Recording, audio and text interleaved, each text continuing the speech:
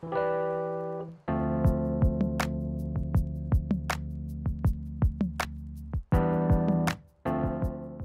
est exact que la maladie d'Alzheimer peut être précipitée par l'apparition de certaines pathologies. On sait par exemple que ce que nous appelons les bourreaux du cœur, c'est une métaphore pour exprimer au fond tous les troubles du système cardiovasculaire qui peuvent, eh bien, lorsqu'ils apparaissent, être des facteurs de risque de la maladie d'Alzheimer. Lesquels sont-ils? Eh bien, ça peut être par exemple l'hypertension artérielle, ça peut être l'hypercholestérolémie qui entraîne eh bien, de l'athérome et qui va donc boucher certaines artères au niveau cérébral comme au niveau cardiaque ou périphérique, etc. Donc on a déjà ces maladies du cœur qui peuvent être des facteurs de risque de la maladie d'Alzheimer.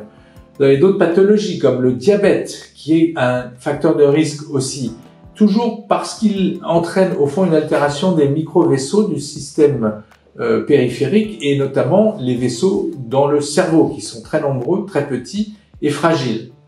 Vous pouvez avoir également des troubles psychiques comme par exemple la dépression qui est un facteur de risque par rapport à la maladie d'Alzheimer dès lors qu'elle n'est pas traitée. Une dépression bien soignée ne l'est plus. Mais si vous laissez traîner un état dépressif pendant des mois voire des années, ça finit par être un facteur de risque pour la maladie d'Alzheimer.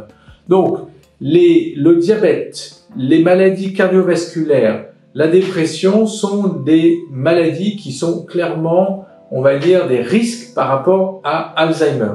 Vous avez aussi d'autres pathologies qui, ajoutées à une maladie d'Alzheimer, peuvent tirer vers le bas les fonctions cognitives et donc, on va dire, majorer la symptomatologie de la maladie d'Alzheimer.